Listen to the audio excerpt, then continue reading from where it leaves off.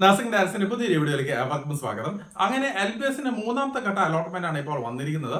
അപ്പോൾ നിരവധി കുട്ടികൾക്ക് ഒരു പക്ഷേങ്കിൽ ഈ ഒരു മൂന്നാമത്തെ അലോട്ട്മെന്റിൽ അങ്ങോളം ഇങ്ങോളം കുറച്ച് കോളേജസ് ലഭിച്ചെങ്കിലും വലിയൊരു വ്യത്യാസങ്ങൾ വന്നിട്ടില്ല എന്നുള്ളതാണ് നമുക്ക് മനസ്സിലാക്കാൻ കഴിയുന്ന ഒരു കാര്യം.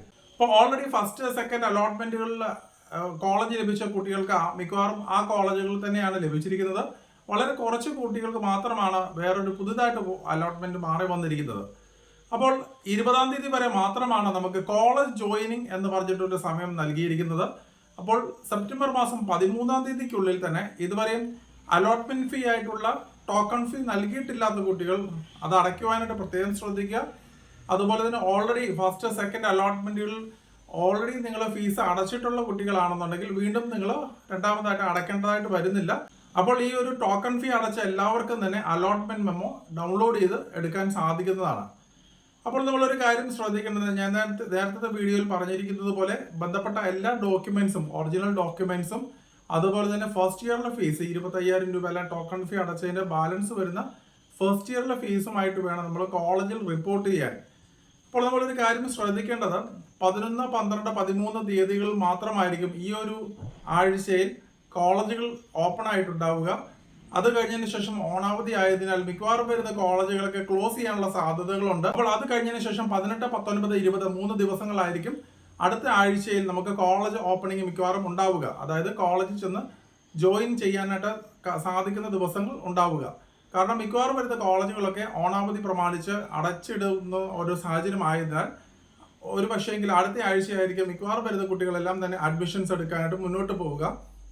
അപ്പോൾ ഈ ഒരു സമയത്തിനുള്ളിൽ തന്നെ ബന്ധപ്പെട്ട സർട്ടിഫിക്കറ്റുകൾ ഡോക്യുമെന്റ്സ് എല്ലാം നിങ്ങൾ റെഡിയാക്കി വെക്കുവാനായിട്ട് പ്രത്യേകം ശ്രദ്ധിക്കുക.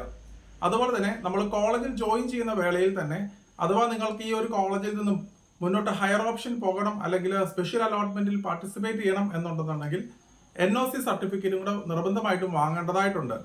അഥവാ നിങ്ങൾക്ക് ഒരു ഗവൺമെന്റ് കോളേജിലാണ് അഡ്മിഷൻ ലഭിച്ചിട്ടുണ്ടെന്നുണ്ടെങ്കിൽ അങ്ങനെയുള്ള കുട്ടികൾ NOC മേടിക്കേണ്ട ആവശ്യം വരുന്നില്ല.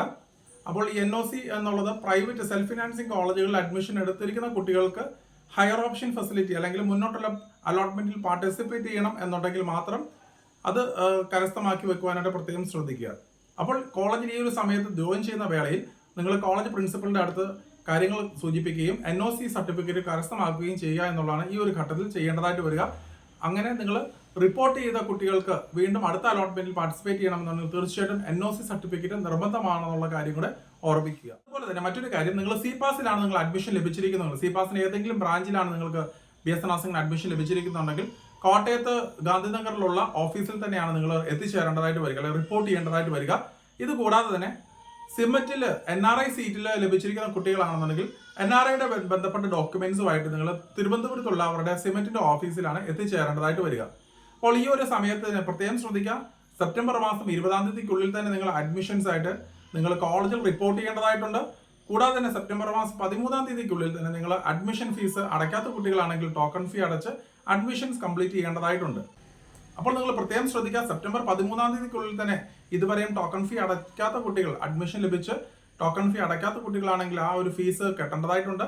അതുപോലെ തന്നെ 20-ാം തീയതിക്കുള്ളിൽ തന്നെ കോളേജിൽ റിപ്പോർട്ട് ചെയ്ത് നിങ്ങൾ ബന്ധപ്പെട്ട ഡോക്യുമെന്റ്സ് എല്ലാം കൊടുത്ത് അഡ്മിഷൻ പ്രോസസ്സ് കംപ്ലീറ്റ് ചെയ്യേണ്ടതായിട്ടുമുണ്ട്. ഇത് കൂടാതെ തന്നെ നമ്മൾ PNC മാർക്ക് അസോസിയേഷനിലുള്ള അലോട്ട്മെന്റ് 12-ാം തീയതി തന്നെ വരുമെന്നാണ് മനസ്സിലാക്കാൻ കഴിയുന്ന ഒരു കാര്യം. അതിന്റെ ജോയിനിങ് ഡേറ്റും 20-ാം തീയതിക്കുള്ളിൽ തന്നെ കംപ്ലീറ്റ് ചെയ്യേണ്ടതായിട്ടുണ്ട്.